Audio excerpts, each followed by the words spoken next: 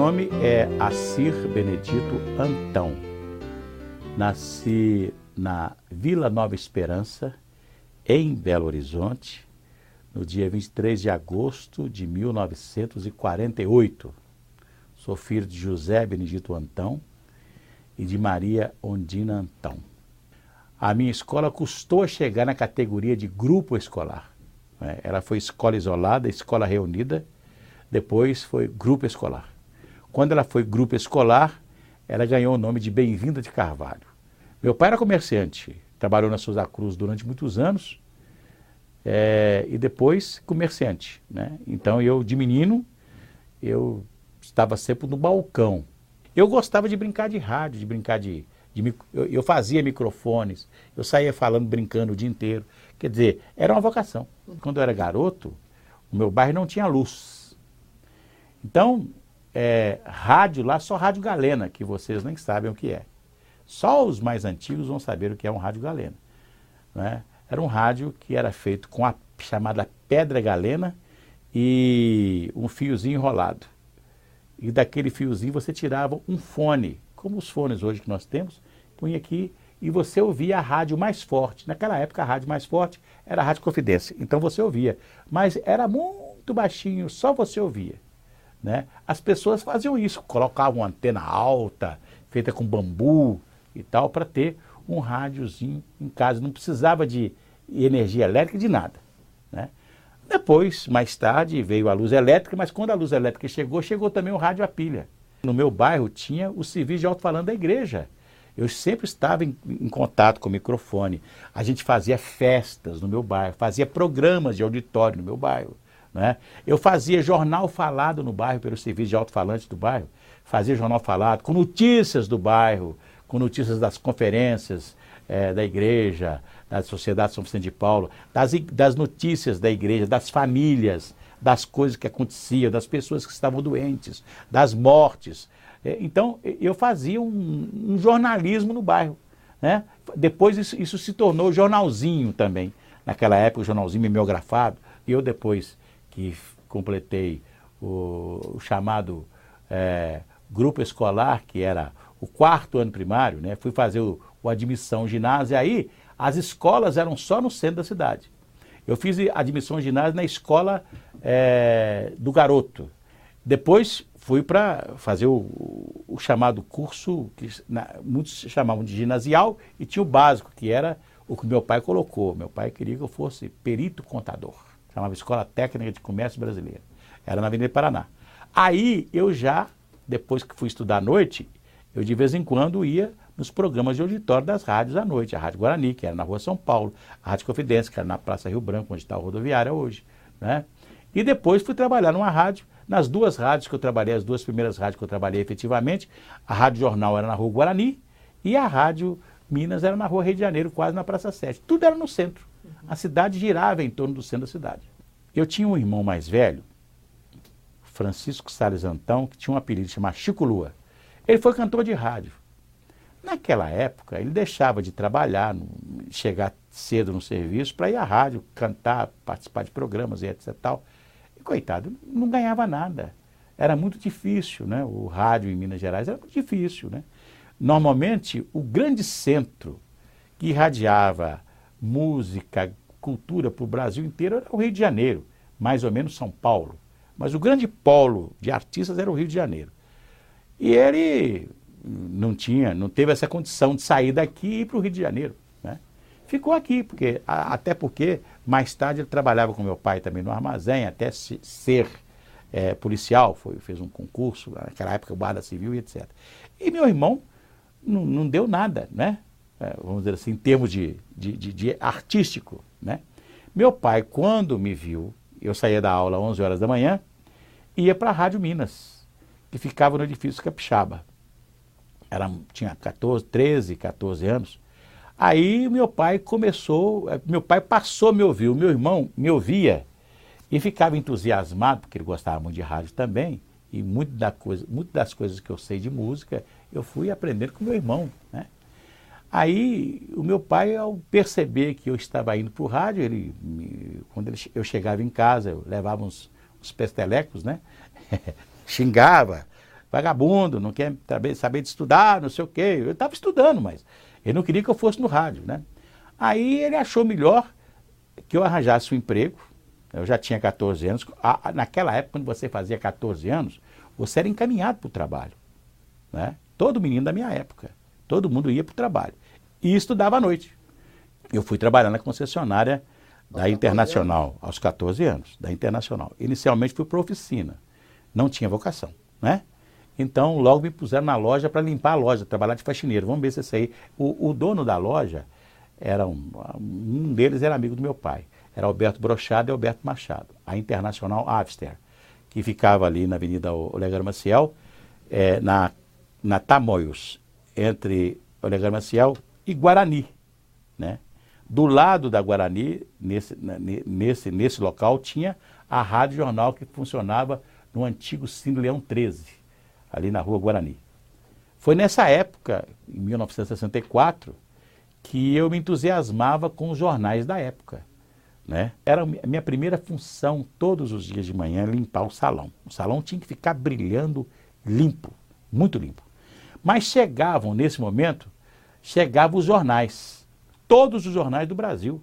Jornal do Brasil, Globo, Correio da Manhã, Folha de São Paulo. E os jornais daqui, Estado de Minas, O Diário, Diário de Minas, Correio de Minas, né, que eram os jornais da época. E tinha o Informador Comercial, que mais tarde foi o Diário do Comércio. Então chegavam todos esses jornais. E o noticiário estava quente, porque era 64, né? E o chefe da loja, ele me chamava muita atenção, porque toda hora eu parava com a vassoura e ia dar uma olhadinha nos noticiários, nos jornais. Que chegava para o chefe ler, né? Para o dono da firma ler. E ele chamava Snar. Ele falava assim: para de ler essa coisa, qualquer hora o Brochado chega aí. Brochado era o doutor Alberto Brochado. Doutor Alberto chega aí e vai dar problema e tal, não sei o quê. E um dia o doutor Alberto era um homem assim, magro, esguio, assim, fumava um cigarro com piteira naquela época. E ele chegou e me pegou lendo os jornais. E eu levei um susto tremendo, quase urinei na roupa. Ele falou assim: ô menino, o que você está lendo aí? Eu estou lendo as novidades. Que novidade tem aí nesse jornal que você está lendo? Eu falei assim: doutor Alberto, se eu fosse o senhor, eu guardava a gasolina. Ele assustou. Ele era ligado ao Magalhães Pinto, era da Associação Comercial. Naquela época, toda aquela gama de pessoas ligadas ao governador sabia que estava um golpe, né, a caminho, né? Aí ele assustou e falou assim: mas como é que você está sabendo que vai ter alguma coisa, você está mandando guardar a gasolina? Eu falei assim: é só você olhar os jornais. Vai acontecer alguma coisa nesse país. Aí ele falou assim: então faz o seguinte, a partir de hoje você lê as notícias, para mim marca com uma caneta, você marca a notícia que eu devo ler. Uma notícia que eu devo ler. Aí eu falei assim: mas o senhor fala com o senhor Snar, porque senão ele me xinga quando ele me vê ler os jornais aqui. Aí chamou o Snar, falou assim: a partir da manhã ele está autorizado a ler os jornais para mim. O Snar levou um susto. E eu passei a ler os jornais, aí ficava bem à vontade, né? Limpava a loja e depois ia ler jornais.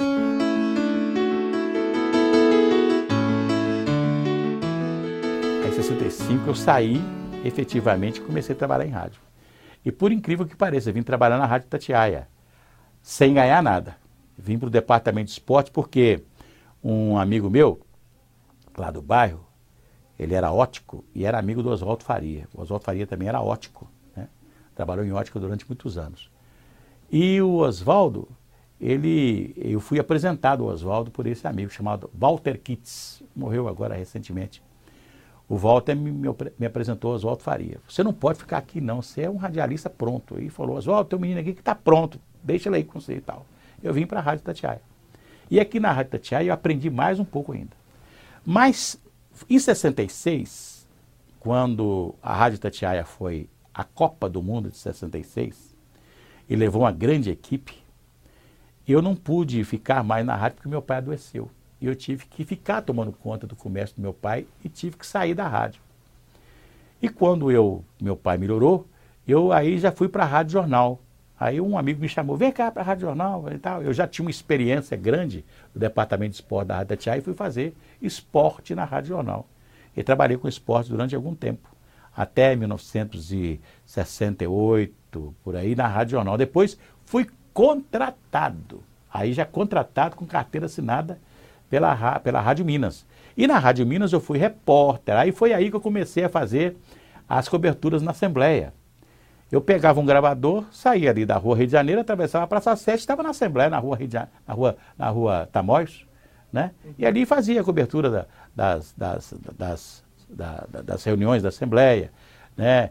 E assim fui trabalhando, fazia cobertura política, tinha que ir no Cruzeiro, no Atlético, no América, e eu fazia cobertura esportiva, tinha que fazer polícia, eu fazia polícia também na delegacia, e assim eu fui aprendendo tudo que era do jornalismo de rádio daquela época, né? Nós não tínhamos naquela época ainda, a mim parece que as primeiras escolas de jornalismo foram de 69, 70, né? Então todos nós que já estávamos no exercício da profissão naquela época, nós nos profissionalizamos, né?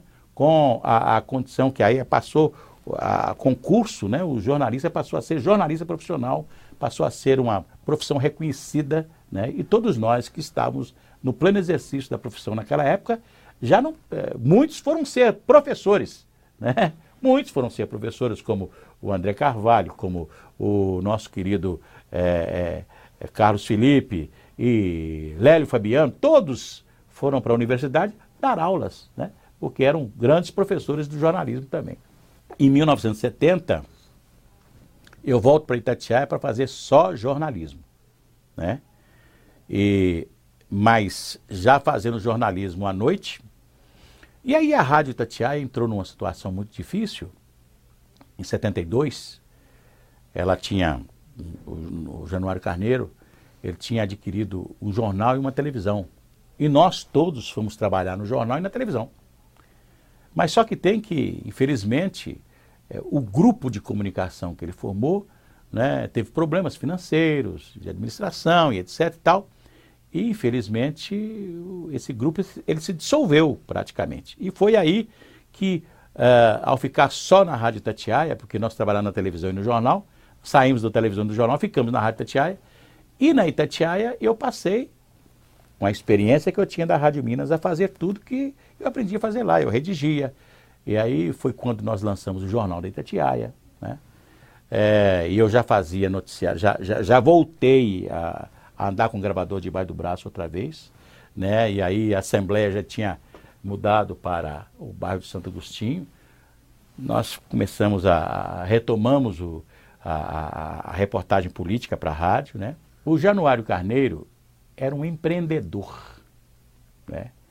E além de ser empreendedor, ele teve também na sua infância, ele tinha uma rádio no fundo do quintal, debaixo das bananeiras, ali no bairro da Serra.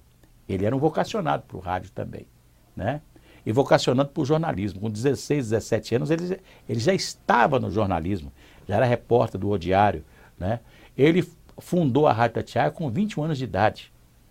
A Rádio Itatiaia era uma pequena emissora da cidade de Nova Lima, que ele, com todos os problemas advindos daquela época, ele conseguiu trazê-la para Belo Horizonte.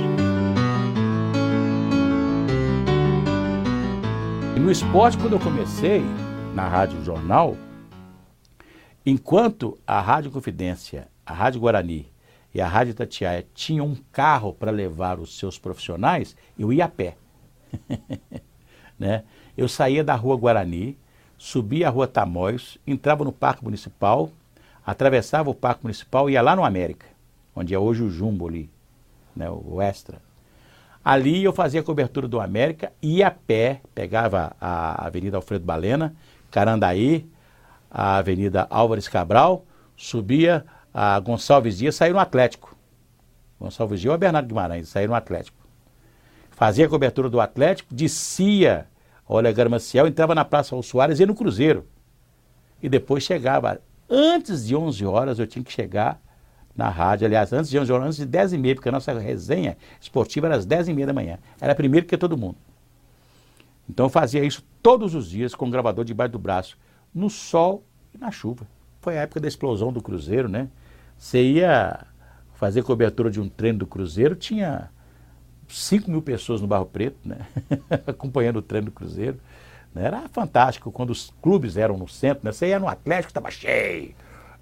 O campo do Atlético estava cheio de atleticanos acompanhando o treino do time. Do América da mesma forma, né? Eu vi o América, a derrocada do América, o dia que eles acabaram com o time do América de uma noite para o dia e depois venderam a Alameda, né? E o América ficou sem pátria, o América foi para Contagem, o América não sabia estar na Pampulha, estava em Contagem e tal. E até hoje, eu sempre falo isso, eu sou cruzeirense. Eu falo que o Cruzeiro ainda é um time que tem um lugar para o cruzeirense se encontrar. Tem o Barro Preto, está lá, Rede Vivo, né?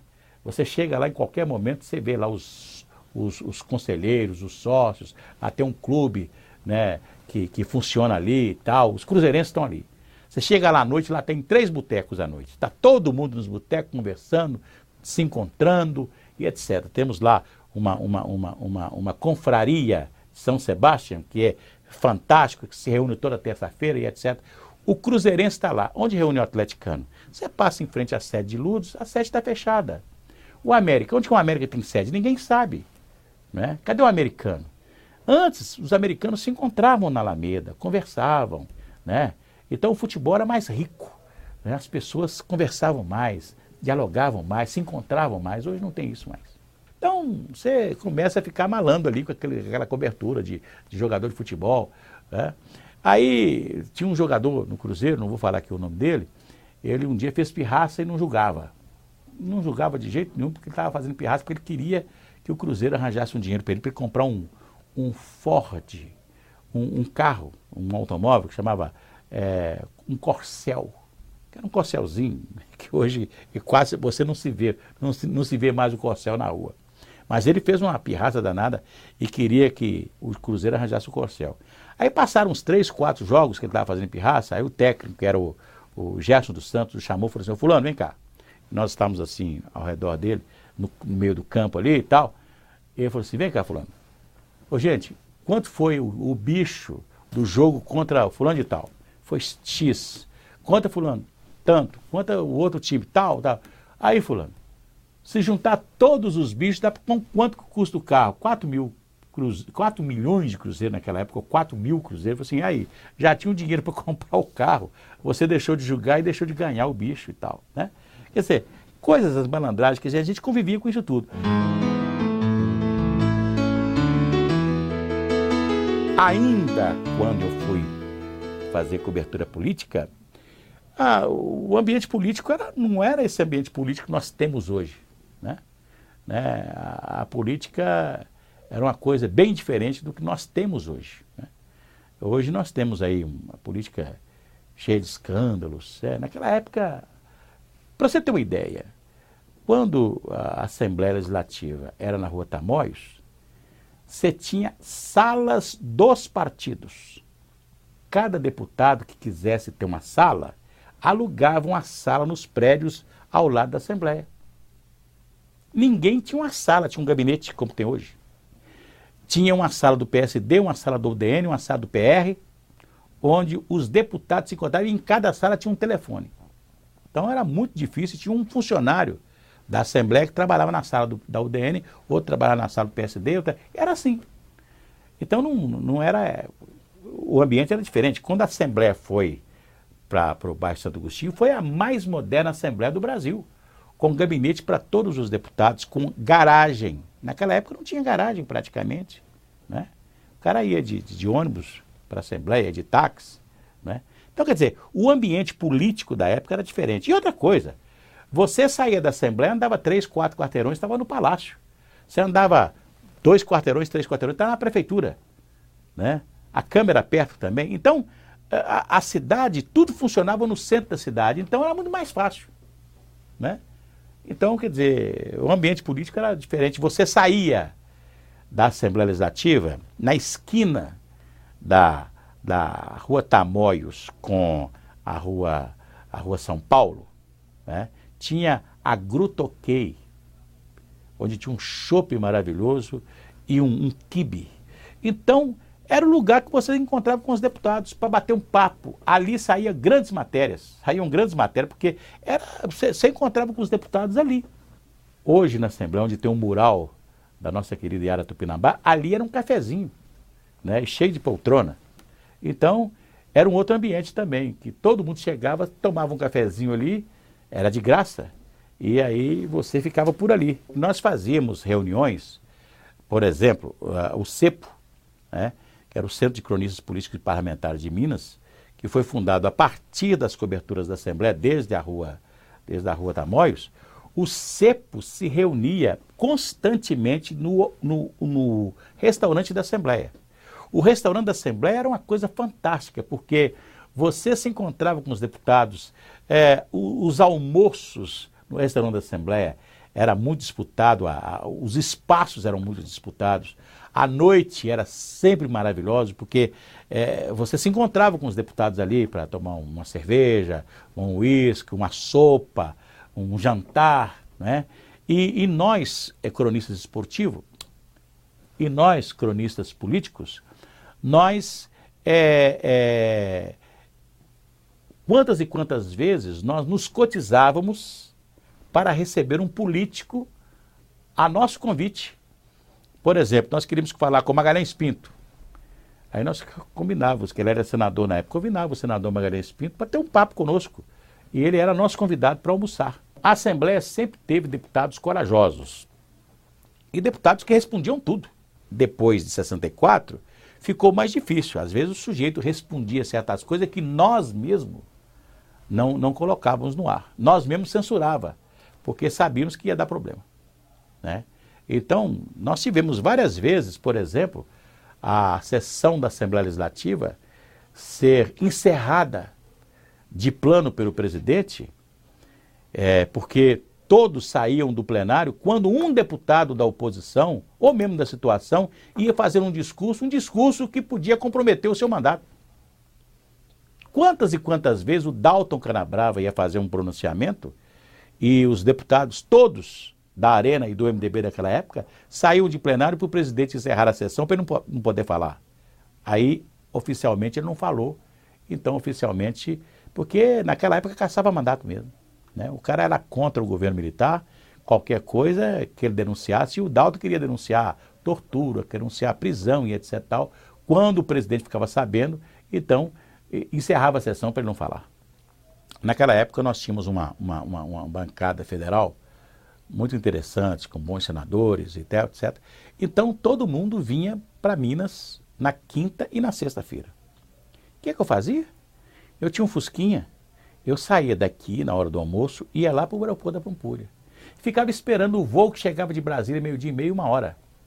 Esse voo vinha com deputados federais, com senadores, né? E eu entrevistava esse povo todo. Eu fui editor de jornais, editor de jornalismo da Rádio Itatiaia, num período grande de 72, 73 até 76. E nesse período, eu tinha atrás da minha mesa só avisos assim: por ordem do senhor ministro da Justiça, está proibida qualquer tipo de manifestação, qualquer tipo de notícia referente a isso, assim. Então, por ordem do senhor ministro da Justiça, Alfredo Buzaide, estão proibidas todas as notícias referentes à declaração feita hoje pelo presidente Médici. O presidente falava alguma coisa lá. A gente ficava sabendo porque a censura federal, a censura que era da Polícia Federal, a censura proibia. Você ficava sabendo que teve alguma coisa, né? Aí você começava a conversar com um, com o outro e tal, né? E logo você ficava sabendo o que houve, né? E aqui na Rádio Itatiaia nós tínhamos um programa chamado Rádio Polícia. Era um programa policial muito interessante. E a gente tinha que levar o programa escrito todos os dias na Polícia Federal para ele ser censurado. Então, a gente fazia algumas coisas para a polícia censurar, porque o que nós queríamos falar não era censurado. A gente também tinha umas malandragens que a gente tinha, né? Mas eu, por exemplo, aconteceram fatos, por exemplo. Teve um fato muito marcante, que foi o sequestro do embaixador em 1970. Eu tinha chegado na Rádio Itatiaia, era o plantonista da noite. E eu, naquela época, redigia e lia as notícias da noite. E o Brasil estava na Copa de 70 no México, a primeira Copa do Mundo transmitida pela televisão para o Brasil. Eu ficava ouvindo a Rádio Jornal do Brasil, que era uma rádio muito boa, que era muito comprometida com notícia, né? E a Rádio Jornal do Brasil, qualquer notícia do Brasil ou internacional, a Rádio Jornal do Brasil estava em cima, né? E eu fiquei ouvindo a Rádio Jornal do Brasil, que naquele ano estava transmitindo futebol com a Rádio Jornal do Comércio do Recife. Coisa mais idiota do mundo, uma rádio do Rio de Janeiro, entrei em cadeia com a rádio de Recife para transmitir futebol. Mas, de repente, entrou a Rádio Jornal do Brasil, tinha um sinal de notícia, falava tam, tam. Você sabia que era notícia, sim, né? E a Rádio Jornal do Brasil não fazia estardalhaço, era um jornalismo fantástico, maravilhoso. Não tem um rádio ainda como a Rádio Jornal do Brasil hoje. E a Rádio Jornal do Brasil, o locutor Orlando de Souza, eu conhecia todos os locutores. Ele diz assim, e atenção, acaba de acontecer aqui no Rio de Janeiro o sequestro do embaixador da Alemanha, senhor von Hollenbein. E aconteceu há poucos instantes e tal, os sequestradores ainda não se manifestaram, mas e tal, e deu a notícia. E eu peguei o Pinguim, Carlos César Pinguim, que foi funcionário da Assembleia também. O Pinguim ele era o plantão de esportes. Falei, Pinguim, aconteceu um sequestro do embaixador no Rio. Se eu não der agora, depois a notícia vai ser censurada. Então deixa eu dar. Aí ele entrou, e naquela época, sem entrar numa transmissão da Copa do Mundo, né? E eu entrei e dei a notícia, redigi a notícia, e atenção, foi sequestrado há poucos instantes no Rio de Janeiro o embaixador da Alemanha no Brasil, o senhor von Hollenbein. E tal, e dei a informação e maiores detalhes depois da jornada esportiva. Passou um pouquinho e eu gravava para a Rádio Nacional do Rio de Janeiro. A Rádio Nacional do Rio de Janeiro tinha um jornal que chamava Jornal Nacional, da Rádio Nacional. Era 11 horas da noite. E eu gravava notícias de Minas. Quem fazia isso aqui era o Evandro Bandeira. E que depois passou essa incumbência para mim, gravar todo dia para a Rádio Nacional. Eu pegava o assunto mais importante de Minas naquela noite, política, policial, qualquer coisa, e passava e gravava para a Rádio Nacional. E fiquei amigo da Clementina, que era telefonista da Rádio Nacional. E logo que houve essa coisa toda, eu liguei para a Clementina. Clementina, você está sabendo do sequestro? Eu falei assim, eles sequestraram e já ligaram aqui para a Rádio Nacional. Aí eu, mais notícia. E ela me passou todas as informações, porque aí o censor do Exército foi para a Rádio Nacional, porque os sequestradores do embaixador alemão usaram a Rádio Nacional. E a Rádio Nacional era obrigada a dar as informações que eles queriam, porque senão eles matavam o embaixador. E aí era um problema diplomático para o Brasil muito grande. Então, mas até a Rádio Nacional dar a notícia, quem recebia a notícia era a telefonista. E por incrível que pareça, a telefonista, porque era uma telefonista de confiança dos militares também, ela ficou lá alguns dias. E eu fiquei também alguns dias na redação da Itatiaia. E ela me passava todas as informações que chegavam. E eu dava aqui em primeira mão nacional. Eu dava aqui na Rádio Itatiaia. Até o dia que foi um domingo, de madrugada, 5 horas da manhã, né, o governo militar, naquela época, resolveu liberar todos os presos que os sequestradores exigiram. E aí, depois que os presos foram embora, eles liberaram o sequestrador. E eu dei a lista, às 5h30 da manhã, a lista de todos os banidos naquela época.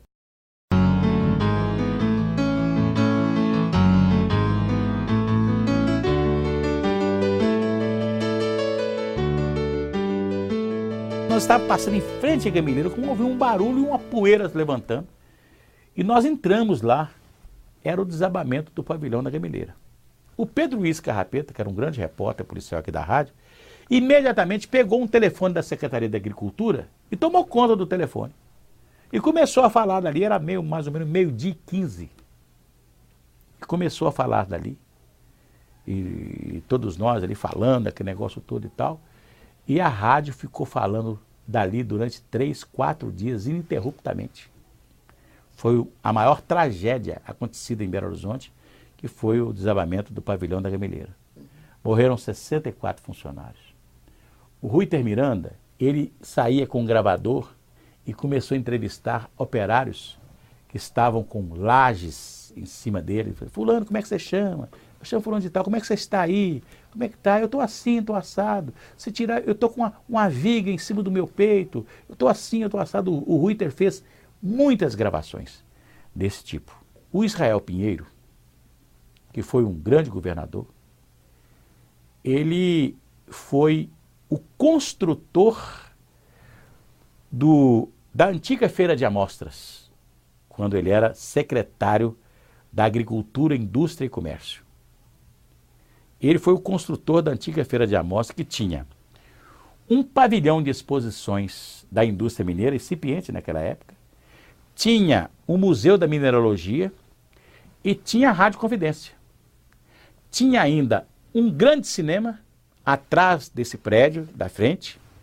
Ainda tinha o Paissandu, que foi o grande ginásio do governo do estado, e tinha a rodoviária. E ainda tinha um espaço imenso onde os circos, os grandes circos, se instalavam no centro da cidade.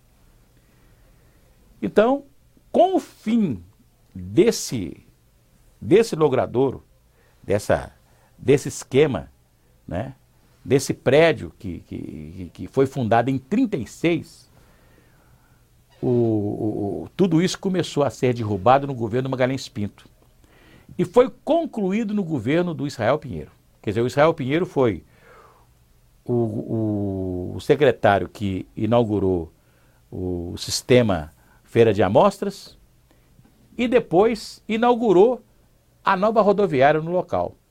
E quis dar ao estado de Minas um novo local de exposição da indústria e um local para fazer exposição, para fazer encontros, etc. e tal, que é hoje o Expo Minas. Está lá no mesmo lugar. O Expo Minas foi construído, naturalmente, com outra arquitetura, né, no mesmo lugar onde desabou o chamado pavilhão de exposições que o Israel queria construir. A gente não sabe, até hoje, não sabe o que aconteceu, porque os operários estavam, as vigas estavam todas escoradas e algum engenheiro mandou tirar as vigas. E os operários estavam julgando, o cara acaba de almoçar, vai deitar numa sombra, outros estavam jogando cartas e tal, aquele troço desabou em cima deles. Então a gente não sabe até hoje quem foi o responsável de mandar tirar as escoras das vigas e que desabou tudo isso.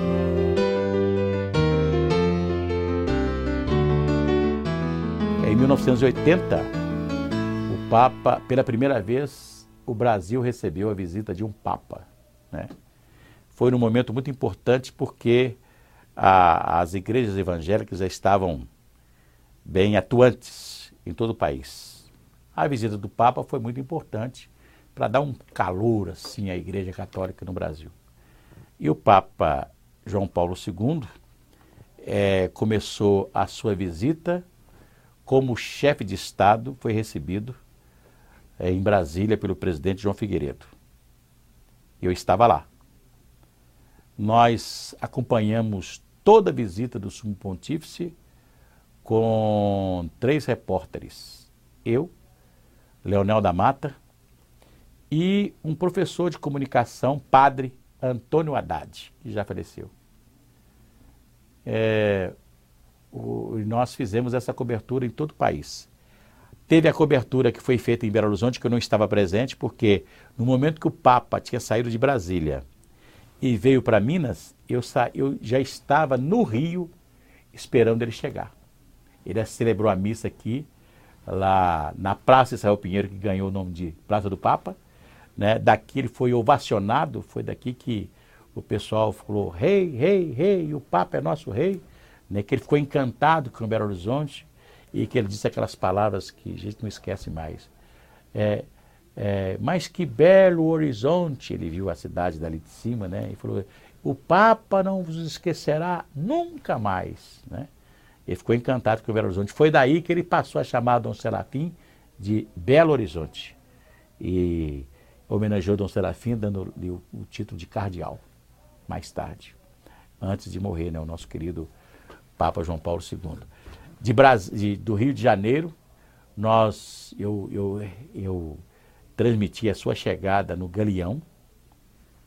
Do Galeão, nós transmitimos a missa no Aterro do Flamengo e transmitimos toda a movimentação do Papa no Rio de Janeiro. Antes do Papa sair do Rio de Janeiro, eu já estava em São Paulo. De São Paulo, ele foi a Aparecida, eu já fui direto porque de São Paulo ele foi a Aparecida, depois de Aparecida ele foi direto para o Rio Grande do Sul. E eu fui direto de São Paulo para o Rio Grande do Sul. E eu sempre recebi o Papa nos aeroportos e transmitia a chegada dele nos aeroportos, a emoção das pessoas, das autoridades, etc. Em todo lugar ele chegava e beijava o chão, né? Em todo o estado. Depois do Rio Grande do Sul eu fui para a Bahia. Da Bahia fomos para Recife. Do Recife passamos no Piauí. Do Piauí fomos Bahia, né? Salvador, Recife, Piauí, Pará, Manaus. Geisel, em 74, foi eleito pelo Colégio Eleitoral. E neste ano de 74, Ulisses Guimarães registrou a sua candidatura como candidato da oposição e que ia ao Colégio Eleitoral, mas como anticandidato. E saiu por todo o Brasil com a sua anticandidatura. Quer dizer, uma forma de estimular a oposição em todo o país, né? E a partir daí, em 74, teve uma eleição, depois do Colégio Eleitoral, teve a eleição para Senado, deputado federal, estadual. E governadores também pelo sistema indireto. Aqui em Minas, tinha um deputado federal muito ligado ao presidente Geisel, que tinha sido presidente da Petrobras. E esse deputado foi presidente da Comissão de Minas e Energia da Câmara. E como presidente da Minas e Energia, ele ia sempre conversar com o general, que era o presidente da Petrobras. Já era um general reformado e presidente da Petrobras.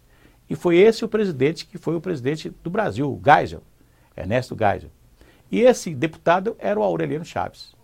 Foi o deputado escolhido pelo presidente da República para ser o governador de Minas, né?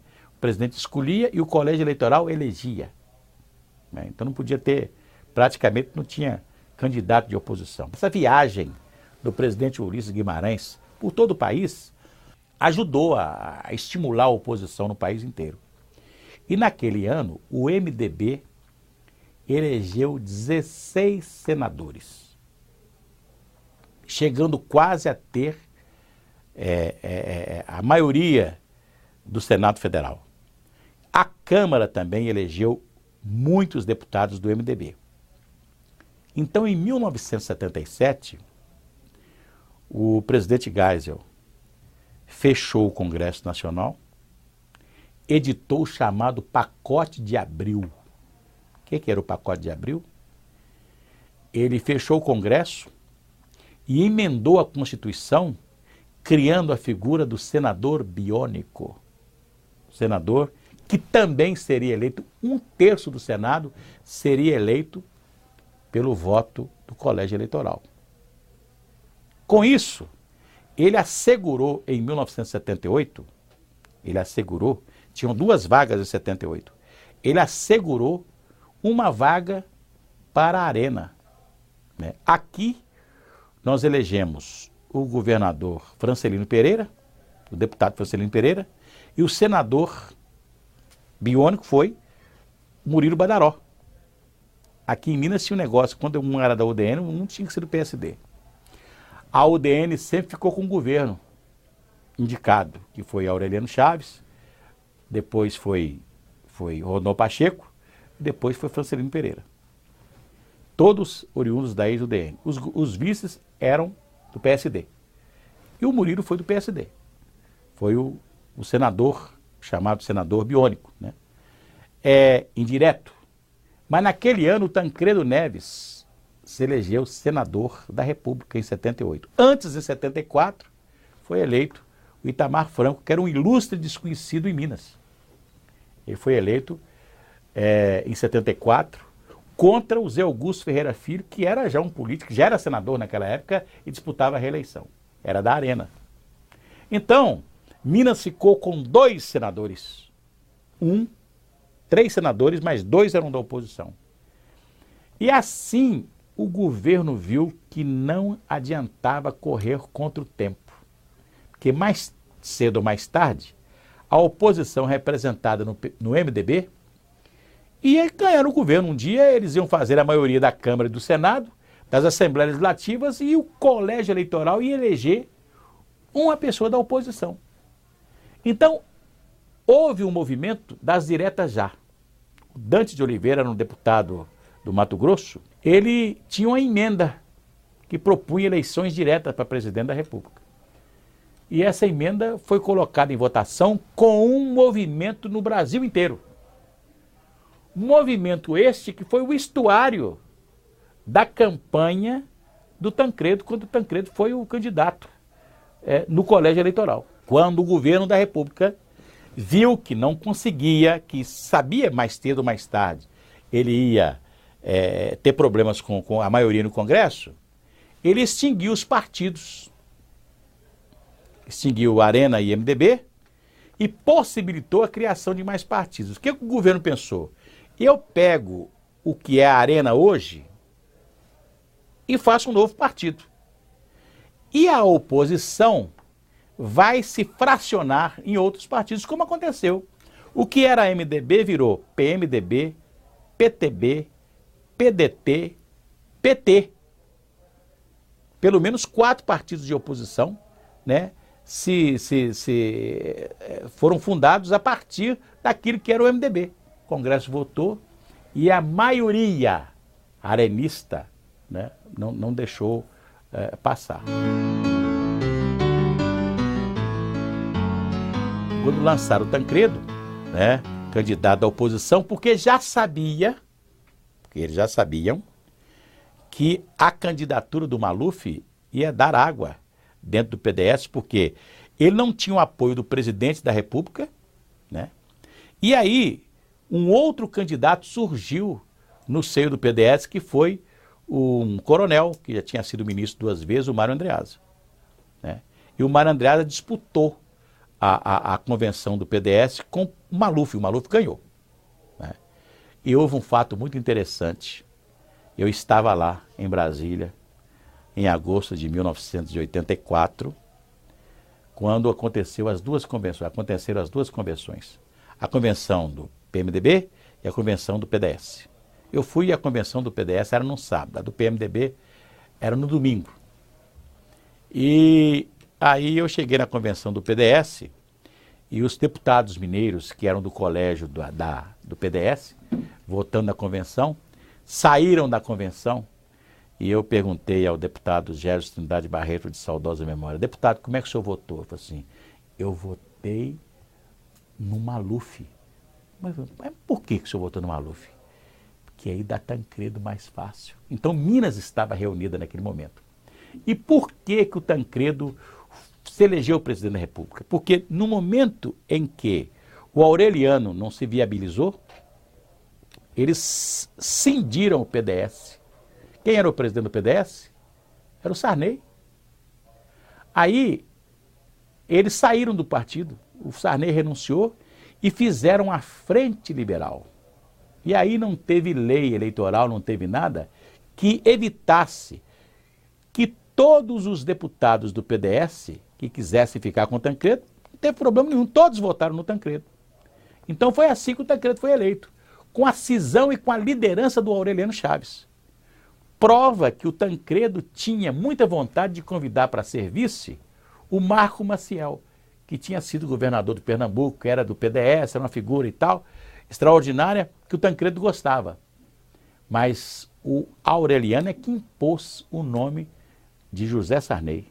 Porque o José Sarney era o presidente do PDS. O Tancredo fez, depois da eleição, no colégio eleitoral, o Tancredo faz uma viagem, né, para levar o novo governo, né, o governo civil, né, apesar de ter sido eleito pelo colégio eleitoral, o governo civil. Ele foi, primeiro fez uma viagem, foi a Roma, né, esteve com o Papa João Paulo II. O Tancredo tinha um primo na Santa Sé, que era o cardeal Dom Lucas Moreira Neves, que depois veio a ser cardeal primário do Brasil. Dali teve um encontro no parlamento italiano, com o presidente da República. Depois fomos à França, à Espanha, Portugal. De Portugal nós fomos, o Tancredo recebeu o título de doutor honoris causa da faculdade da Universidade de Coimbra. Depois fomos para os Estados Unidos, foi recebido pelo Reagan, Ronald Reagan, na Casa Branca. Depois foi ao México, do México para Lima, no Peru. De Lima, no Peru, nós fomos para a Argentina. E depois voltou para o Brasil. O Tancredo teve um encontro com Adolfo Suárez e com Mário Soares, né, que eram dois elementos da esquerda da Europa, né, e que haviam feito a transição, né. Havia uma transição que tinha sido feita em Portugal, com o governo, que era um governo fechado de Portugal, né? Na época com Américo Tomás e Marcelo Caetano, que era um parlamentarismo, mas é um parlamentarismo fechado, bem fechado, com tortura, com prisões, etc., né? E a ditadura do Franco na Espanha. Tancredo teve um encontro reservado com o Mário Soares em Portugal e com Adolfo Suárez, que foi o homem que fez o Tratado de Moncloa, né, que foi a saída da Espanha, da ditadura, para a democracia. Nós fomos muito bem recebidos em Portugal pelo Mário Soares e quisemos dar uma festa para o Mário Soares na posse do Tancredo. E na véspera da posse, no dia 15 de março, né, no dia 14, nós estávamos em Brasília e recebemos o nosso convidado para um jantar. Quando saímos do jantar, ficamos sabendo da notícia que o Tancredo tinha ido para o hospital. E aí foi uma noite, né, e a Rádio Itatiaia tinha um jogo do Atlético aqui. Eu entrei logo depois do jogo do Atlético, dando essa informação, e transmitimos a noite inteira. Fizemos um trabalho de reportagem fantástico. Aconteceu uma coisa interessante. Nós levamos aqui 3 BTPs, que é esse sistema de comunicação. E o BTP comunicava com o carro. Nós fomos com o carro da rádio. E onde você estava, você conversava com quem estava no carro. Mas eu fiquei no apartamento do deputado Mário de Oliveira, que tinha programa aqui na Rádio Itatiaia. E no apartamento do Mário de Oliveira, eu montei uma central e coloquei aquele BTP.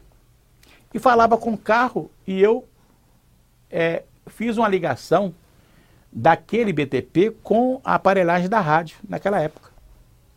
Então, de onde falava no microfone sem fio, de qualquer lugar de Brasília, eu transmitia para a rádio. E naquela noite nós falamos com João Leitão de Abreu, que era o presidente da Casa Civil, que era o ministro da Casa Civil do Figueiredo. Transmitimos do Congresso Nacional, tudo com BTP. E transmissão limpa, sem problema nenhum, né? E eu, por incrível que pareça, eu tinha que ir apenas com BTP e levei mais 2 escondidos. Porque eles me deram só um. Eu levei mais 2. Então nós tínhamos 3 BTPs e mais o carro.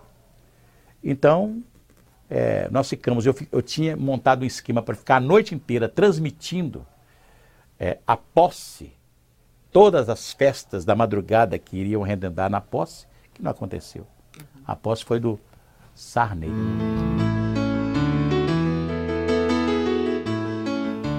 Com o desenvolvimento do país, com o número de carros na rua, o número de lajes, o número de postes com rede elétrica em todos os lugares, com tudo isso, e mais tarde com o advento do telefone celular, com antenas de telefone celular por todas as cidades, tudo isso prejudicou a recepção do rádio AM, né? O rádio FM, antigamente, até na década de 60, 70 por aí, ele era usado especialmente para fazer a ligação do estúdio com a torre. Você usava a faixa de FM. Então essa faixa foi abandonada para essa ligação e virou uma faixa de onda mesmo, de FM mesmo, né, com estações de rádio mesmo. Isso aqui em Minas surgiu com a Rádio Del Rey, né? Mas para ele ter a Rádio Del Rey, ele comprou uma rádio chamada Rádio Pampulha, que era a rádio AM. Para ter AM ele tinha que ter, para ter FM ele tinha que ter AM. Nesta marafunda que temos de prédio, de energia elétrica, de rede aérea, essas coisas todas, né? O rádio FM ficou mais fácil de ser sintonizado. Então o que aconteceu com a Rádio Itatiaia? A Rádio Itatiaia foi perdendo ouvinte na faixa de AM. Por quê? Além de ser difícil de pegar o AM, a faixa de AM, que ainda tem uma grande audiência, mas o FM, os rádios que começaram a ser fabricados, privilegiavam o FM. E não tinha faixa de AM. Então você comprava um rádio que só tinha FM. O telefone só tem AM, FM, não tem AM. Então a AM foi perdendo ouvinte, né? Então a Rádio Itatiaia, o que ela fez? Ela tinha algumas emissoras de FM, ela usou uma dessas emissoras para repetir a sua programação de AM, que continuou no FM. Hoje a nossa audiência, ela é maior no FM do que no AM. Mas o AM ainda tem uma grande audiência, porque a distância, quem está longe da rede elétrica, quem está... Por exemplo, nós desligamos a nossa onda curta de 49 metros. Com Deus nos acuda. Tivemos que religá-la novamente. Porque a onda curta de 49 metros tem muita audiência nos locais onde não tem, você não pega FM, não pega AM, não pega nada. Pega a onda curta de 49 metros. A partir do ano de 1972. Eu era na Rádio Itatiaia apenas do jornalismo, né? Eu era redator e locutor de notícias, né? E repórter. De repente a rádio ficou em situação difícil, que eu já contei aqui e tal. Aí sobrou espaço. Você quer fazer um programa? Quero. De quê? De samba. Por quê? Porque não tinha um programa de samba no rádio, né? O samba, nós estávamos na época de música estrangeira, foi no governo Geisel, que encheu o Brasil de música estrangeira, porque o brasileiro não podia cantar, porque o brasileiro era censurado, qualquer coisa era censurado. Tínhamos alguns compositores e cantores que foram fantásticos, né? Porque eles reagiram, eles ficaram aqui, eles cantaram, mesmo censurado e etc. Então, eu fui fazer um programa de samba. Quando eu comecei a fazer um programa de samba, era só no sábado, chamado Ensaio Geral, que estava próximo ao carnaval. Aí eu me revelei como comunicador de programas de música. E por causa do programa de sábado, o meu programa foi diário, de segunda a sábado. E aí eu passei a fazer domingo, também, programa de música. E teve uma época que quando eu saí da rádio por um ano e pouco, fui para a Rádio Jornal, que hoje é a Rádio América, em 1976. E nessa época, quando eu voltei para a rádio, eu voltei como coordenador de programação. E aí inventamos de ter um programa, a rádio está muito masculinizada, vamos colocar um programa com a mulher falando de manhã na rádio. E foi contratado a Zória Onara, para o horário das 8 horas da manhã. E contratamos um locutor para apresentar o programa junto com ela. Eu fiz o esquema do programa, como é que ele seria, e esse locutor foi contratado, chamado Jurandir Silva. Foi o primeiro locutor colorede da televisão mineira. Ele trabalhou na Globo e etc. Só que no dia de gravar com a Zóia Onara, ele não compareceu. Ele estava no Rio e não veio. Aí o que aconteceu? Eu tive que fazer o programa com a Zóia Onara. E o programa explodiu de audiência. Então eu saía meia-noite de um programa, olha como é que eu trabalhava. Eu fazia a cobertura política durante o dia, à noite fazia esse programa, e fazia um programa 8 horas da manhã, com a Zóia Onara. E o programa explodiu de audiência.